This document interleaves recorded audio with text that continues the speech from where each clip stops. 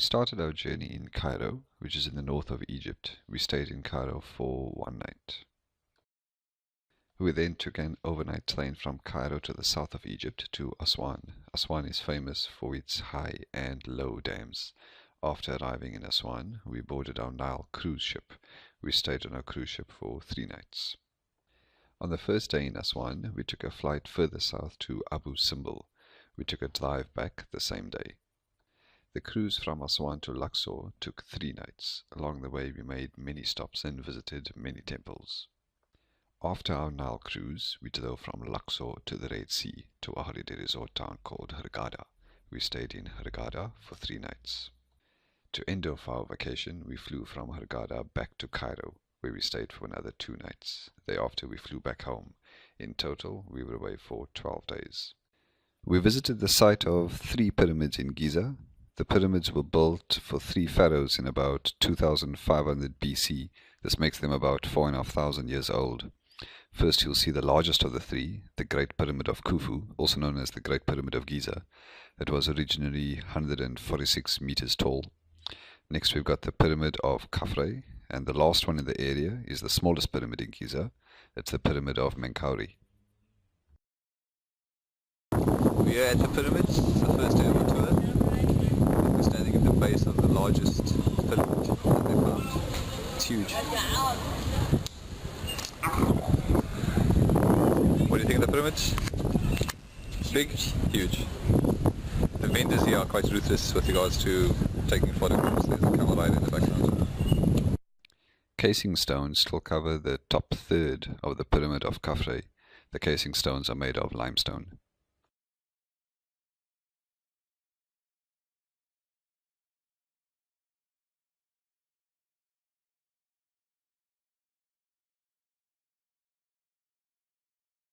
The pyramids are being repaired, and this picture shows some of the restoration work being done at the base of one of the pyramids.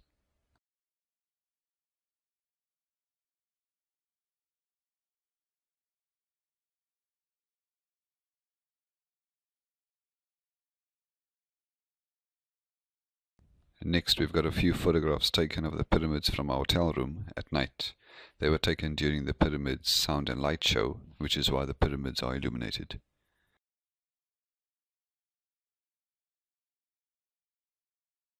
This photograph is quite special. It's a 6-second exposure and shows some of the light streaks of the traffic below. This photograph shows the 3 Giza pyramids during the day as seen from our hotel. Cairo is very polluted, which is why the picture looks hazy. The Great Sphinx of Giza is close to the pyramids and is being restored.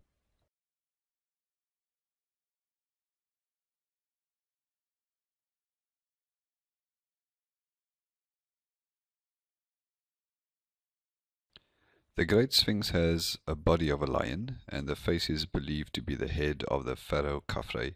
In the background we have the Pyramid of Khafre. This pyramid is distinctive because of the casing stones that are still visible. The Great Sphinx had a beard, and parts of it are on display at the British Museum in London, as well as in the Cairo Museum. We visited a perfume factory close to the pyramids. You sit down and are offered some tea or juice to drink, and then you sample lots and lots of flower essences. The essences are sold in vials and are charged for by the gram. We visited the Cairo Museum. Unfortunately, no photographs were permitted inside the museum.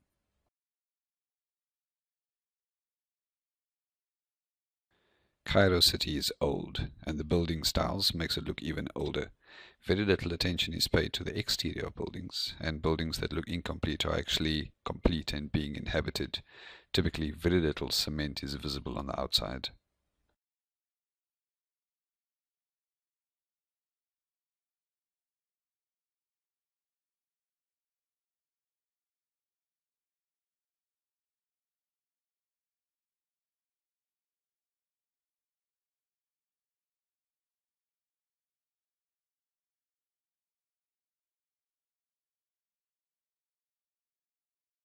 Next, we've got a few photographs of buildings around Cairo.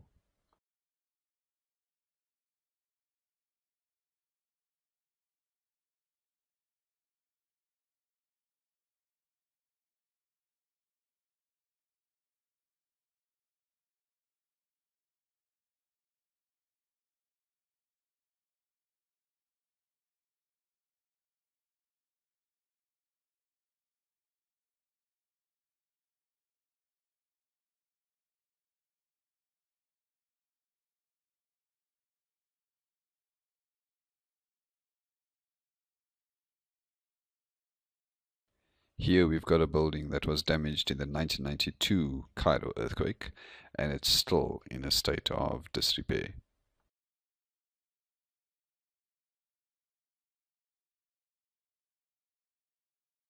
Here we've got two guys busy in their backyard body shop. This was taken from the old part of Cairo. Cairo has what is called the City of the Dead, where people live in the cemetery alongside tombstones. Here we have an example of an attractive building in Cairo. These are more photographs in Cairo. Again, you can see how hazy the photographs are due to the pollution.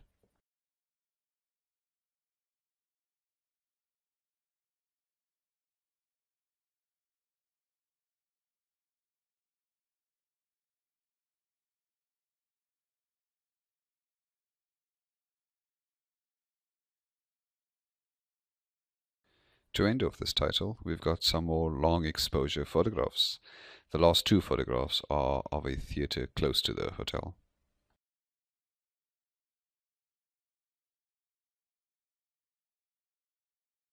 Over here we've got a photograph of the swimming pool at our Cairo hotel. The pool was heated, and if you look closely you can see steam lifting off the water. Outside the restaurant of the hotel in Cairo, in the open, we saw an oven and a local woman sitting on the floor baking traditional bread. Here Jyoti and I are waiting at the train station, waiting for our overnight train to Aswan. On the overnight train from Cairo to Aswan, we pass through many small towns and many farmlands.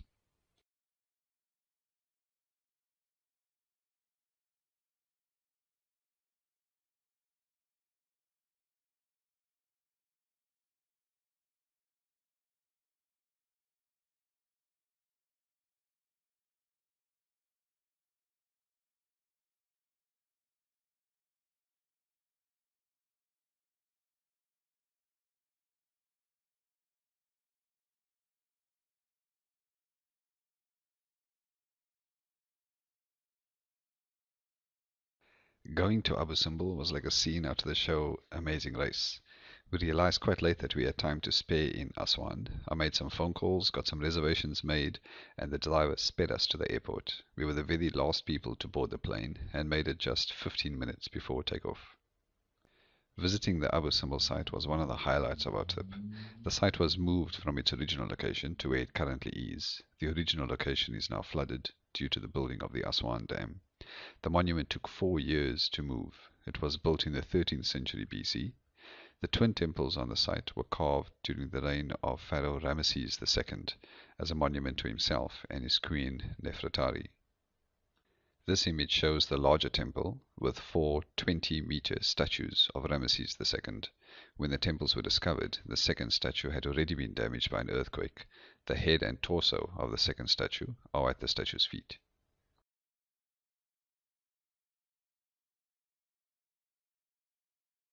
At the top of the temple are 22 baboons, supposedly worshipping the rising sun. Here we have a close-up of the baboons.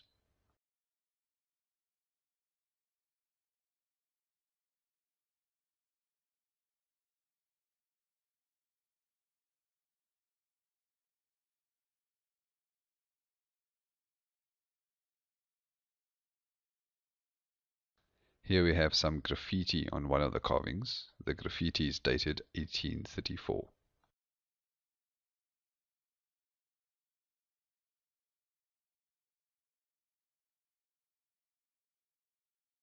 This is a very African-looking face in one of the carvings. This is the smaller temple and is dedicated to Ramesses II's favorite queen, Queen Nefertari.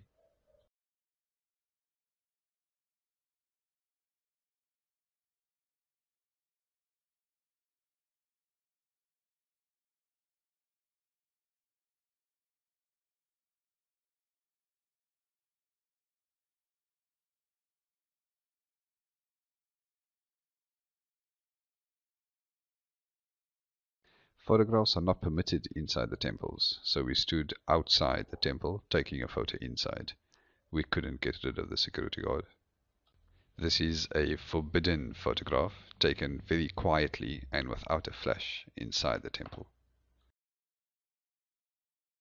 We started sailing on the second day. We were on the cruise ship, sailing north towards Comombo. On the first day, we took the trip to Abu Simbel. The current on the Nile River runs from the south of the country to the north. We were sailing with the current. The cruise ship we were on was pretty large. We were on the Nile Ritz. It had a swimming pool and table tennis board on deck. The Nile River has about 300 of these ships on the water.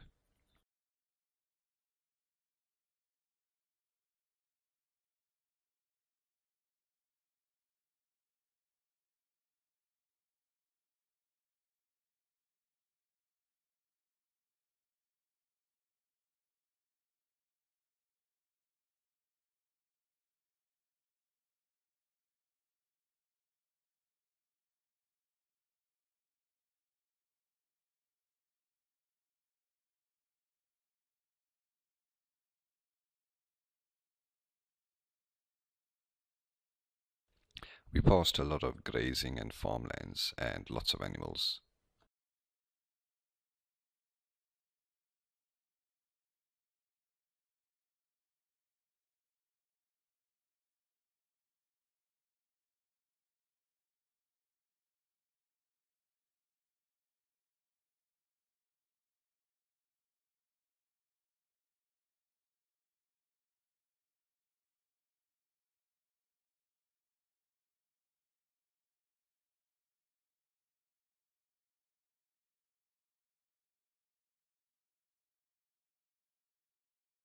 Here we've got a series of 3 photographs taken in Aswan.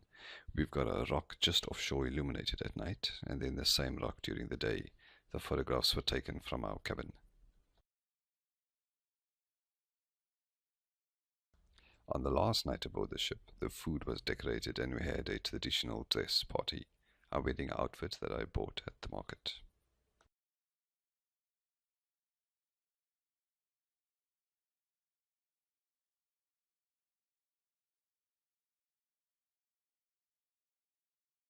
We visited Philae Temple on the second day of our cruise. It is located on an island in the Nile River. Like Abu Simbel, this temple has also been moved from its original location. We took a little motorboat to get to the temple.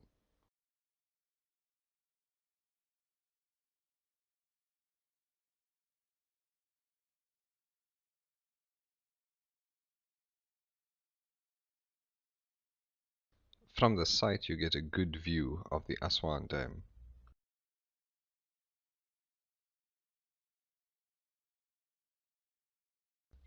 The first thing that strikes you about the temple is the size of the carvings and the detail that's still visible on them.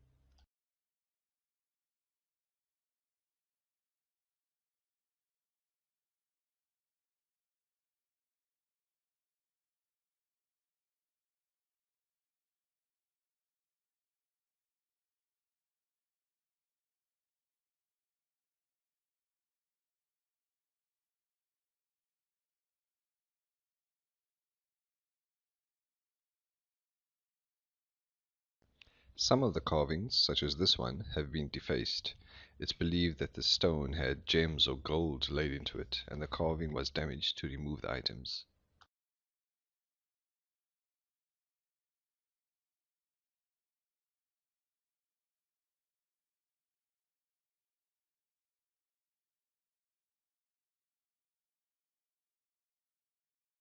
This is a carving of Hathor, who was often depicted as a cow goddess.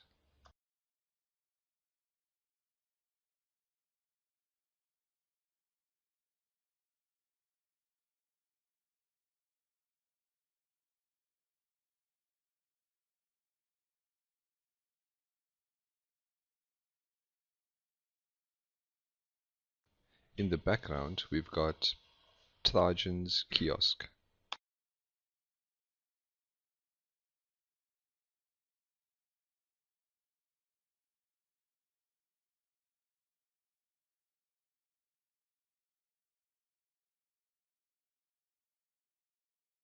Here we see more carvings that have been evenly defaced, possibly to remove stones or gold in the rock.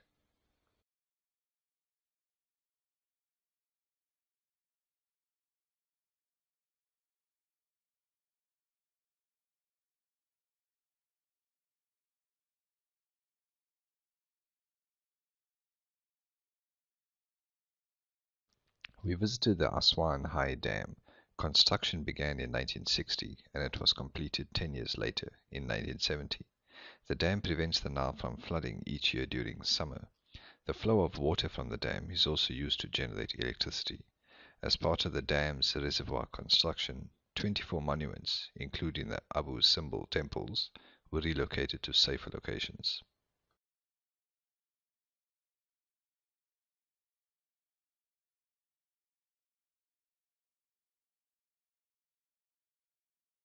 A significant part of the cost of the dam was funded by the Soviet Union, and this is the Soviet-Egyptian Friendship Monument. We visited the Temple of Komombo. It was built in the 2nd century BC.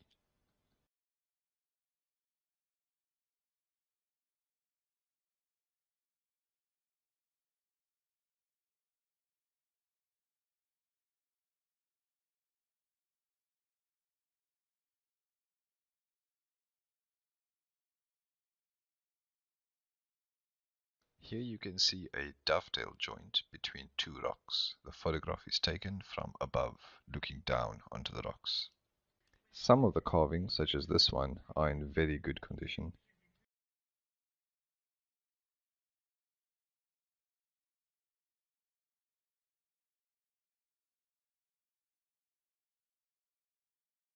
In this carving you can see jewelry around the ankles. The next few photographs were taken of the ceilings around the temple. The color that's visible is the original color that the rocks were painted with.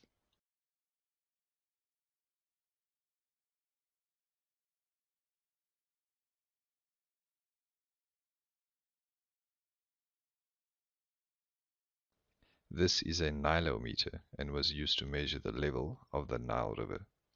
Our stay at the temple extended beyond dusk, and the temple lighting was very attractive.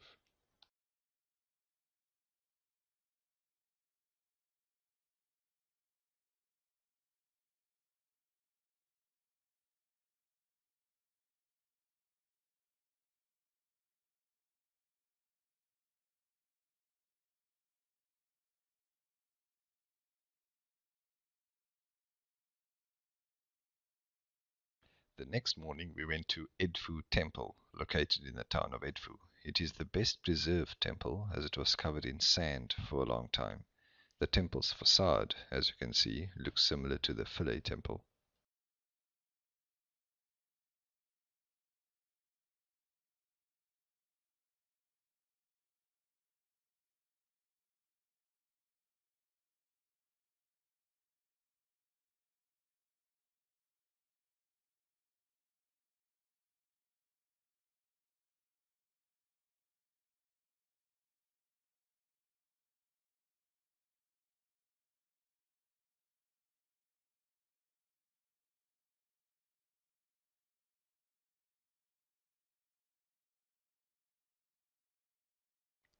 The temple is dedicated to the falcon god Horus.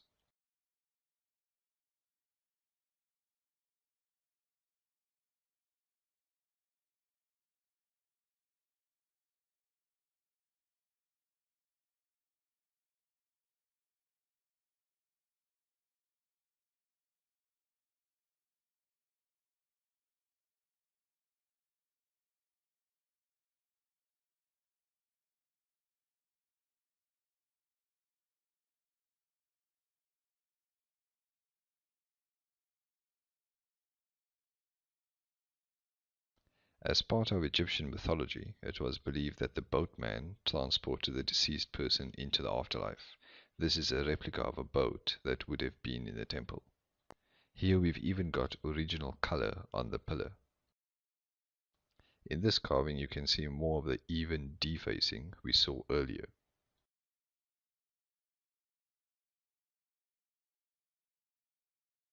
I think the only reason the Esna lock was worth taking photographs over is that we've never been through a lock before. Two ships entered the lock at a time. We were the second ship, which means we had a view of the rear gate. Here you can see the rear gate closing and the water level starting to drop. We were going from a high water level to a low water level.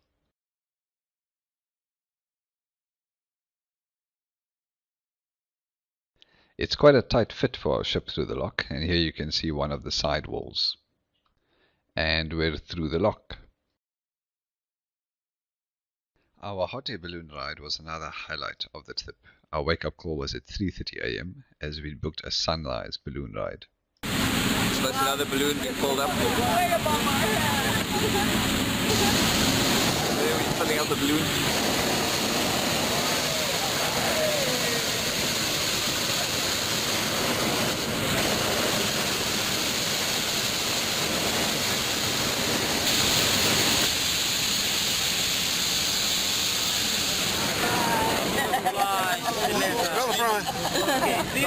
Me too.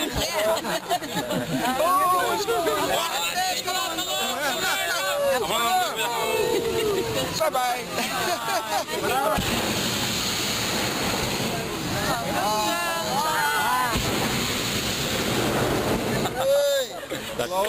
واحد اثنين ثلاثة الله أكبر لا الحمد سندي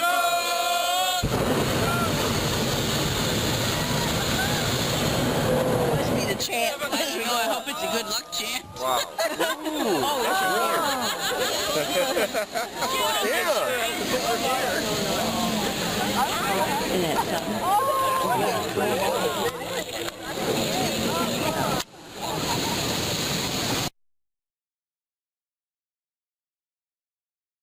Little close. Taking a video. Yeah, the one down here, the one side.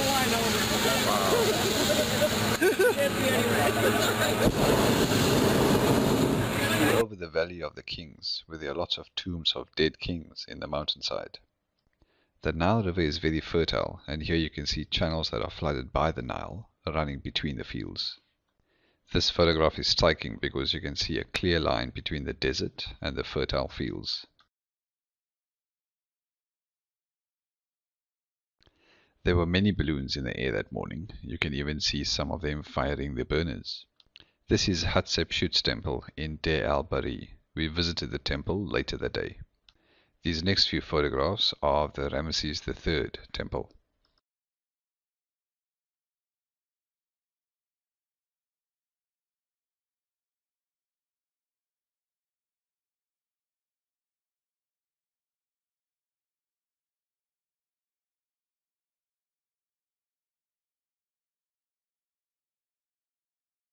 Our balloon ride was over too soon. We were in the air for about 45 minutes. Here we have the support crew stabilizing the descent.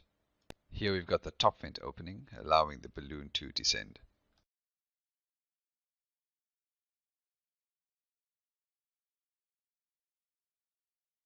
After the hot air balloon ride, we visited the Valley of the Kings. This shows a cross-section of the mountain with the tombs that have been discovered thus far. The tombs were deliberately made inconspicuously, so as not to attract the attention of tomb raiders. This photo is noteworthy due to the pyramid-like structure at the top of the mountain. Towards the right of the screen, we've got an entrance into one of the tombs.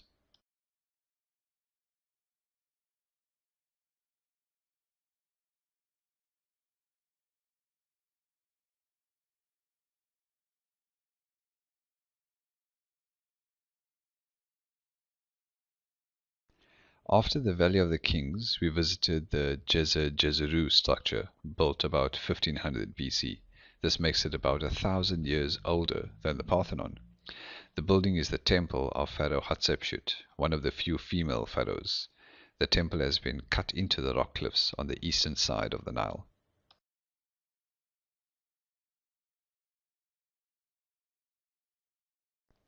These are statues of Hatshepsut. They look distinctly female.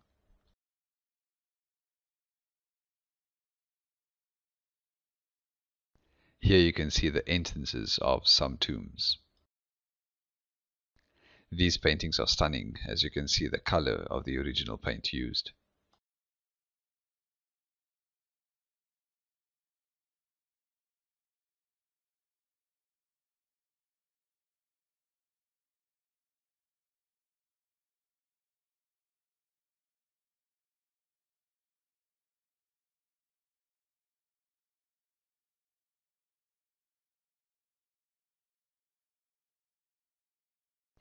If you look closely, you can see the outlines of cows carved into the rock.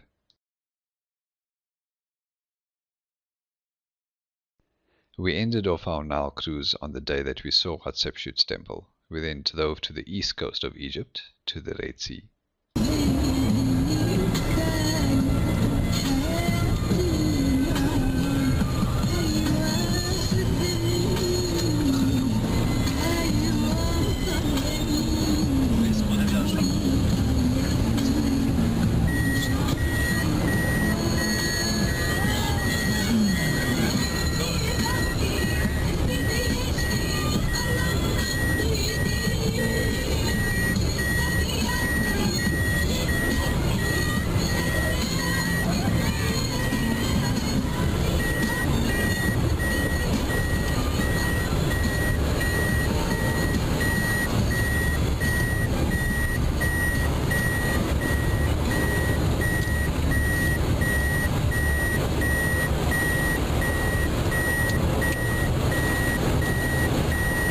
Crazy man.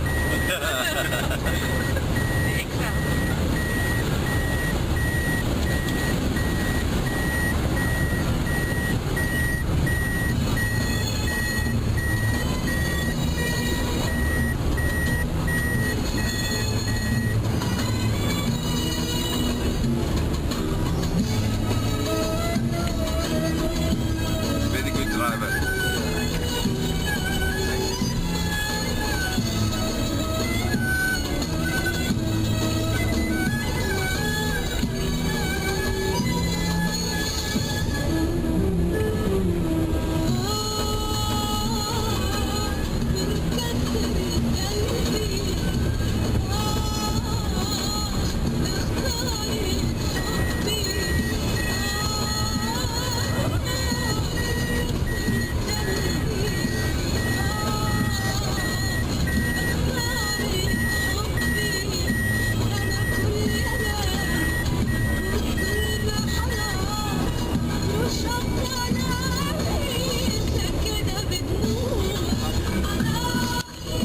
This is our co-driver, who didn't seem to panic at all by our crazy driver. In Hurghada, on the Red Sea, we stayed at the Meridian Makati Hotel.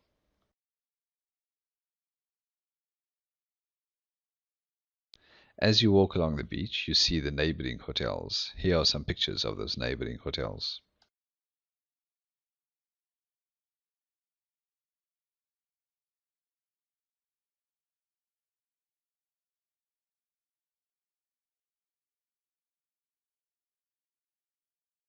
This was commonly used as an ashtray at the hotel. This is our room, and this is how our room was made up at the hotel. Both the room we were in as well as the king-size bed did very nicely.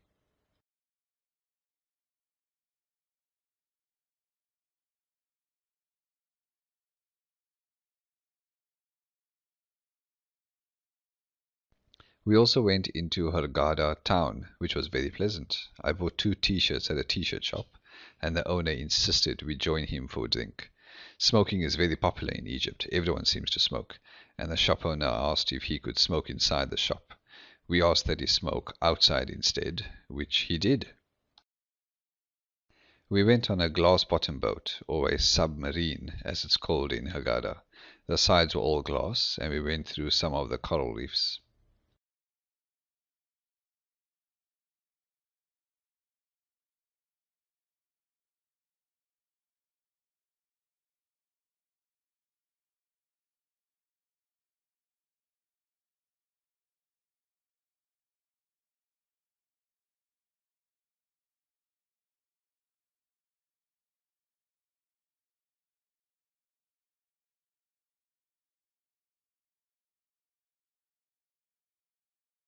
This is a neighboring boat, and in the foreground you can see a bluebottle.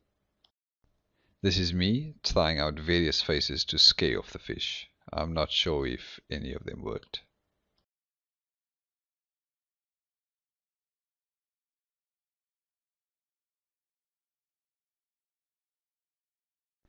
And this is Jyoti, just being Jyoti.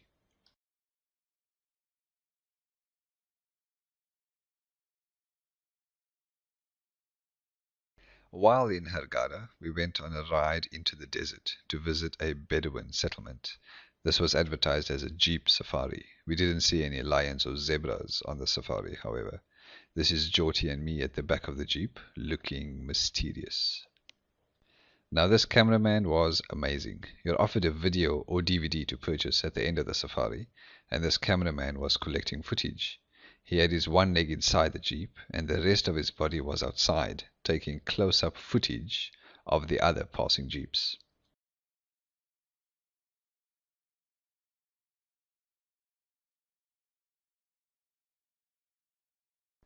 We stopped in the desert for all the jeeps to assemble, and then saw a mirage in the sand.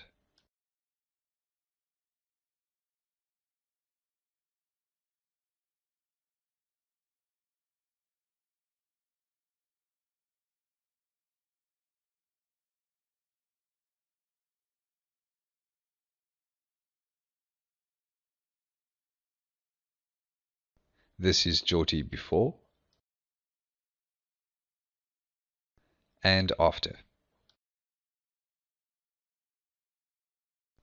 This is one of the tourist shelters that were built.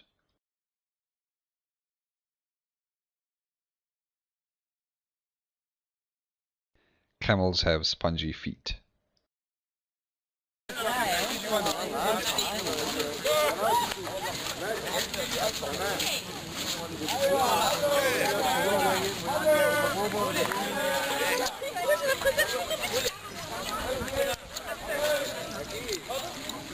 Alsjeblieft.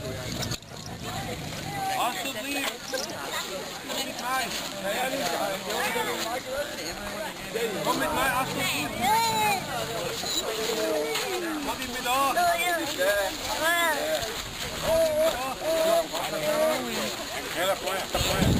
Hallo, hallo. Hey, hallo.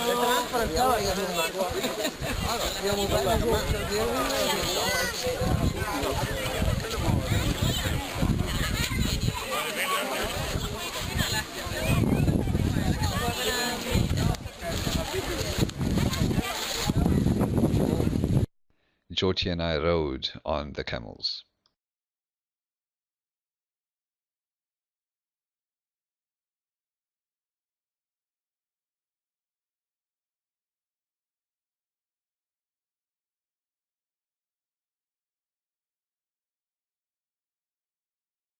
This is a Bedouin woman weaving camel wool.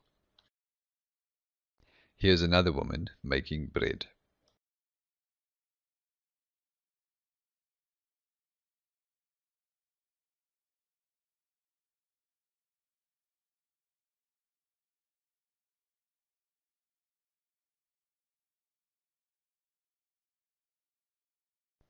The scenery in the desert is quite striking, really very beautiful.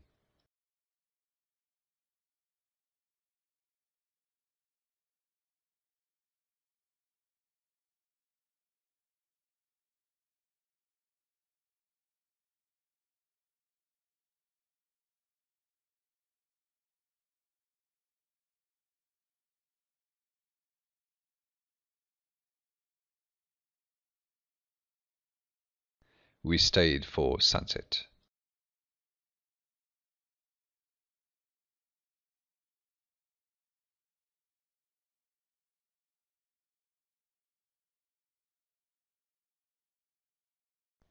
This is a well in the desert, and Jyoti, along with another tourist, were called up to pull up the water bucket.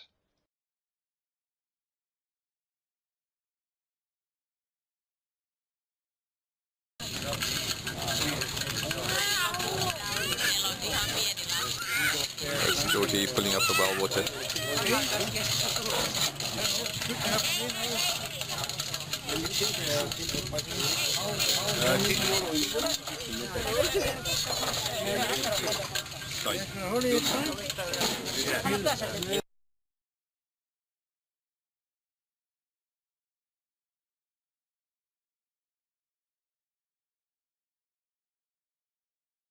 At the end of the evening, we had a little dancing in the dark.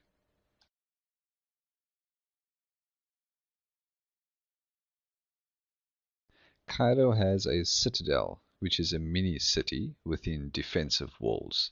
This is the Muhammad Ali Mosque within the citadel.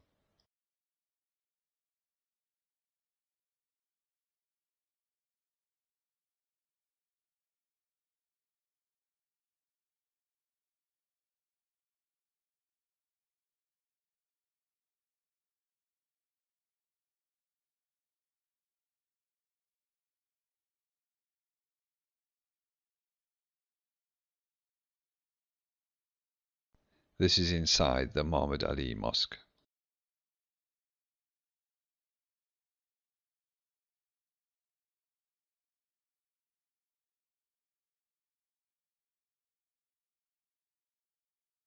Next we visited an adjacent mosque, the Sultan Al Nasser Mosque.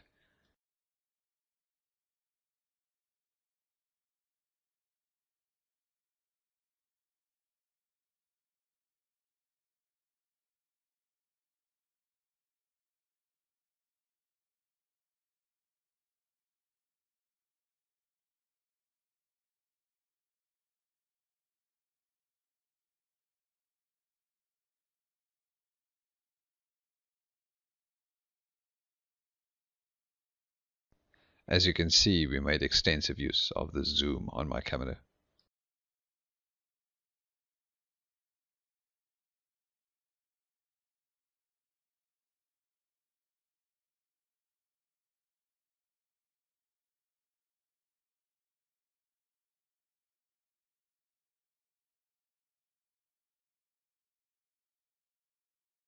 We also visited the National Military Museum inside the citadel. Here are some examples of catapults.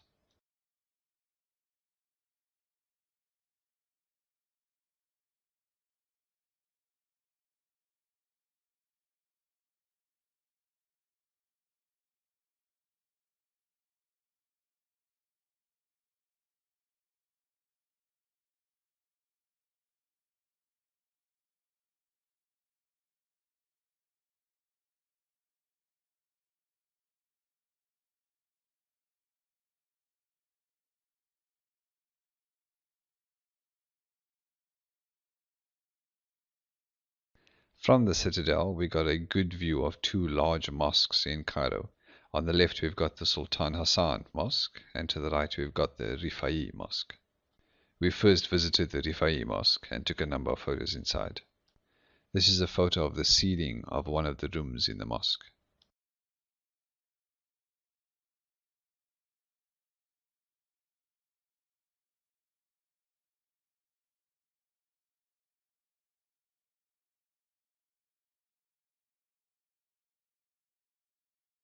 There were a few tombs inside the mosque. King Farouk of Egypt, who was exiled to and died in Italy, was buried in one of these tombs. Next to the Rifai Mosque, we have the Sultan Hassan Mosque and Madrasa.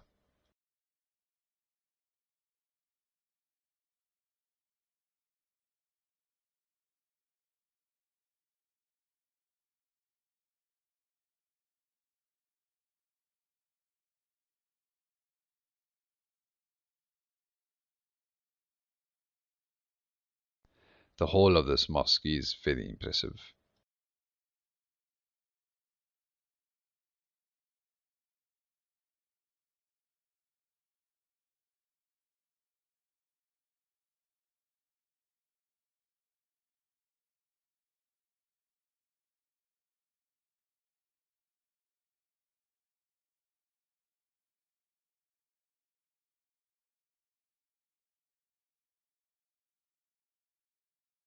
We visited the Amir Taz Palace. It's one of the most well-known Mamluk palaces remaining in historic Cairo. Mamluk refers to a soldier that's converted to Islam. Here we've got a water wheel inside the palace. The water wheel would have been driven by oxen.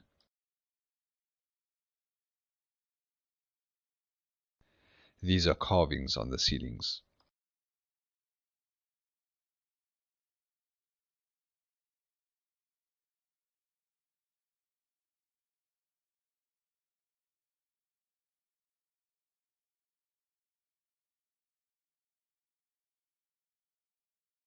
Notice the high ceilings. This would have helped to keep the palace cool in summer.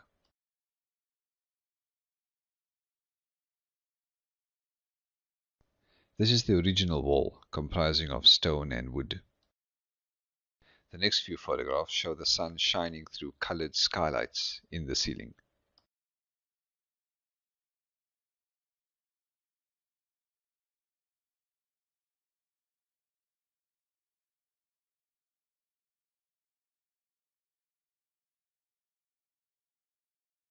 This photo shows the skylights from the outside. Here we've got some odd things we've seen around Egypt. The first is a sign from the Meridian Makadi Hotel in Hurghada. Despite it being a popular tourist spot, we saw this misspelling on a sign on the beach. Here we have a road sign that has misspelled the word desert.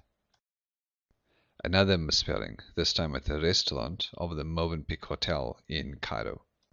This one's a really bad one. It's a sign in the National Military Museum inside the Citadel in Cairo.